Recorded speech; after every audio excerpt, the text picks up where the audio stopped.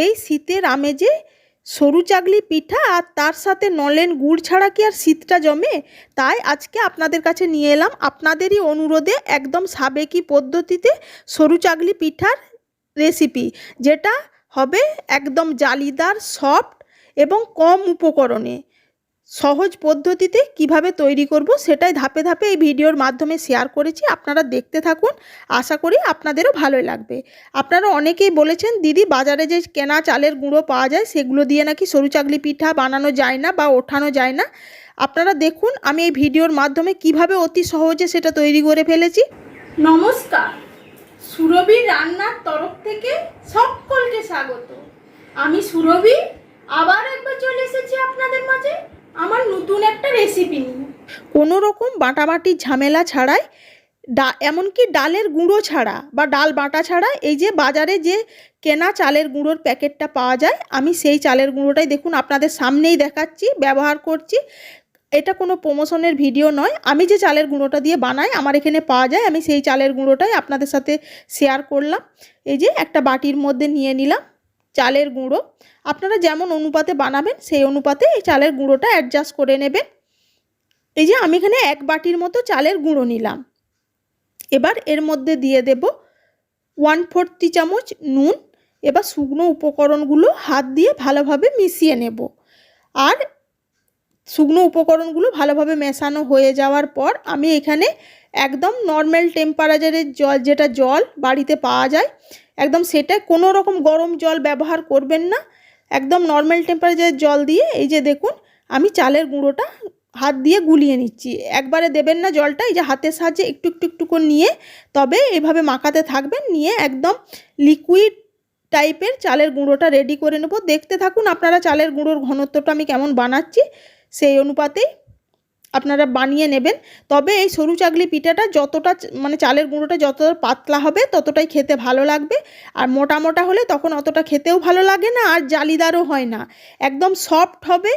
এইভাবে হাতের সাহায্যে ভালোভাবে মাখিয়ে নেব। এটা কোনো চামচের সাহায্যে হবে না, আমি হাতটা তার আগে ভালোভাবে ধুয়ে পরিষ্কার করে নিয়েছি।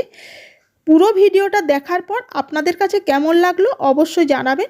যদি ভালো লেগে থাকে তাহলে প্লিজ যারা এখনও আমার চ্যানেলটা সাবস্ক্রাইব করেননি তারা আমার চ্যানেলটা সাবস্ক্রাইব করে পাশে থাকা বেল আইকনটা প্রেস করে দেবেন, এরকমই সব নানা ধরনের রেসিপি পাওয়ার জন্য। আর যদি ভিডিওটা ভালো লেগে থাকে তাহলে একটা লাইক আর কমেন্ট করে আমার পাশে থাকার অনুরোধ রইল। এই যে দেখুন চালের গুঁড়োর ঘনত্বটা এরকম হয়েছে। এবার পিঠেটা বানানোর জন্য আমি একটা ফ্রাইং প্যান গ্যাসে বসিয়ে দিয়েছি। এটা প্যানটা গরম হয়ে যাওয়ার পর আমি এখানে রিফাইন্ড তেল অল্প একটু ব্রাশ করে নিলাম। এখানে বেশি তেল দেওয়ার প্রয়োজন নাই, আপনারা ঘি দিয়েও বানাতে পারেন। আর অবশ্যই কিন্তু গ্যাসের ফ্লেমটা লোতে দিয়ে পিঠেটা বানাতে হবে। এই পিঠেটা বানাতে হলে একটু ধৈর্য ধরে আপনাদেরকে বানাতে হবে, গ্যাসের ফ্লেম লোতে দিয়ে। এই যে দেখুন তেলটা ব্রাশ করে দেওয়ার পর আমি এখানে যে চালের গুঁড়োটা নিয়েছিলাম ওটা এক ডাবু মতো দিয়ে দিলাম। এবার সেট করার জন্য সাইডে অল্প একটু করে করে দিয়ে দিলাম।